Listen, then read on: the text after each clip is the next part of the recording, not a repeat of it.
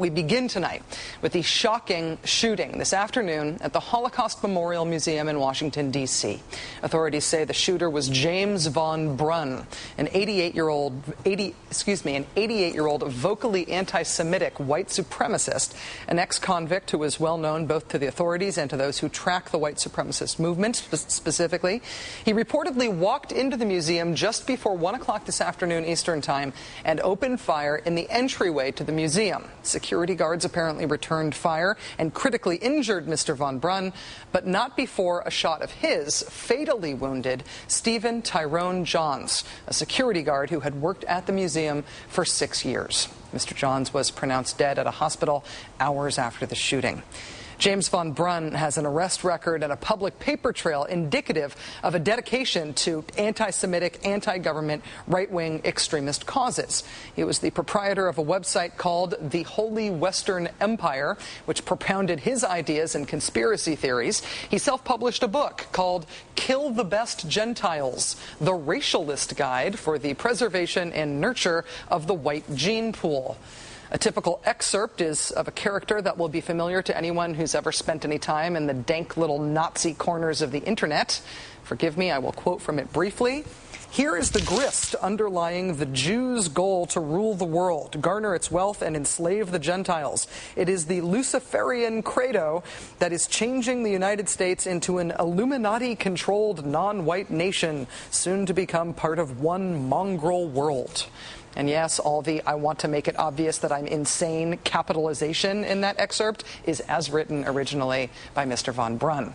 He goes on to say that it is the Jews who have created the myth that Thomas Jefferson said all men were created equal. He praises Hitler explicitly. He denies the Holocaust. He derives complex conspiracies about World War I and World War II in Germany that are all derived from the Protocols of the Elders of Zion, which is a white supremacist anti-Semitic standard text that is a fraud, and that was debunked as such decades ago, but it still circulates in many, many languages. In addition to Mr. von Brunn's book, you can also still find online, bearing Mr. von Brunn's byline, an essay titled Hitler's Worst Mistake. He Didn't Gas the Jews. In the essay, von Brunn calls America, quote, a third world racial garbage dump.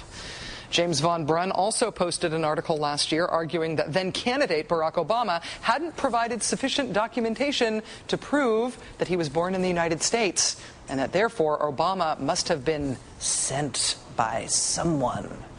We also know that James von Brunn was convicted of attempted armed kidnapping, among other things, after a 1981 incident in which he was caught inside the Federal Reserve Board headquarters carrying a revolver, a sawed-off shotgun, and a knife.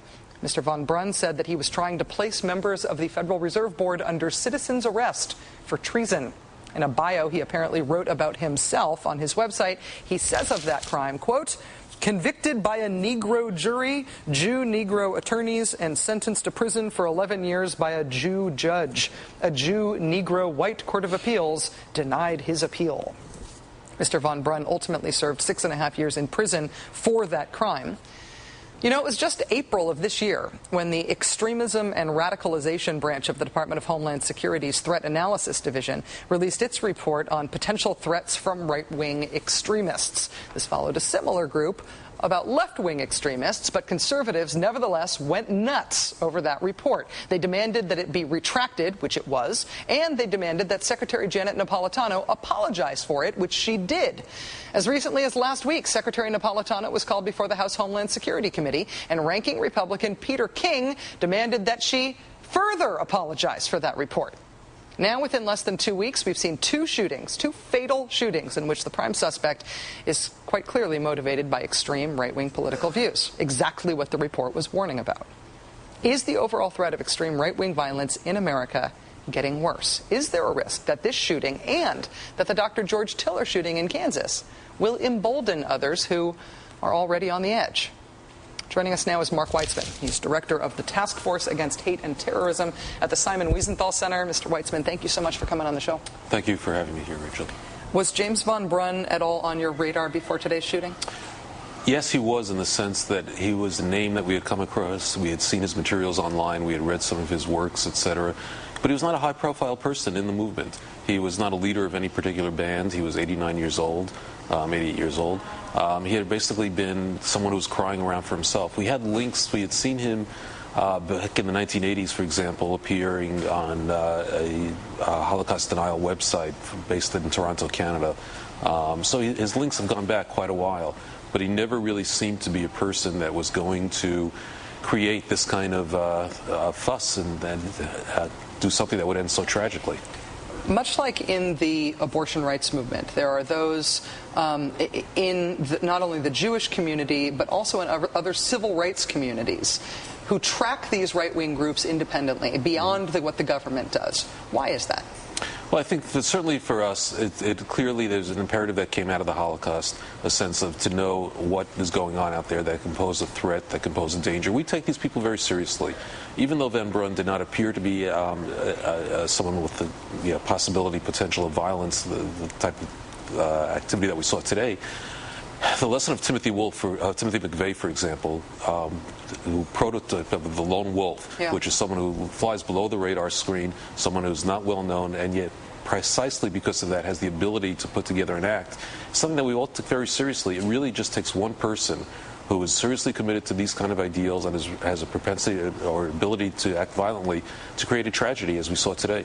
Well, for people who aren't leaders but who are active in anti-government and extremist and sort of hate circles, what is the connection between people like this who have clearly threatened violence, Mr. Van Brun had, Mr. Roeder in the George Tiller killing had, and groups that are also extremist but do not overtly promote violence? It has been suggested that those groups may, although they may be anti-government, they may not have sympathy for the groups that they organize against, they may have more responsibility than anybody else simply because of their opportunities to get information from these people. They may have more responsibility than any other Americans to literally turn people in when they hear threats of overt violence, when they know about people bragging about criminal mischief, criminal damage. Do you think that's an appropriate line of attack? I would hope that anyone who has knowledge of this kind of activity, of someone who's planning to take the law into their own hands or act violently, targeting other people for harm, would act as a responsible citizen and would do something about it. And that cuts across the board on every kind, for the whole broad political spectrum. Here we're talking about the denial of the most basic human right, which is the right to live. And threats like that need to be met directly. If anyone knows of someone planning something of that, they really should be turning it into law enforcement. They really should be acting about it. And it's responsibility as well in terms of monitoring rhetoric and moderating rhetoric. We've turned, particularly with the internet, we saw how much Van Brun used the internet, for example. He's not the only one. There are 10,000 databases on our website. 10,000 websites on our database that we are taking a look at. And the rhetoric keeps ratcheting up. People keep calling for violence. People are looking, particularly in a climate that we have now of economic turmoil, of a first minority and African-American president of the United States. People see this as a tipping point. They're ready to act. And unfortunately today we saw something like that.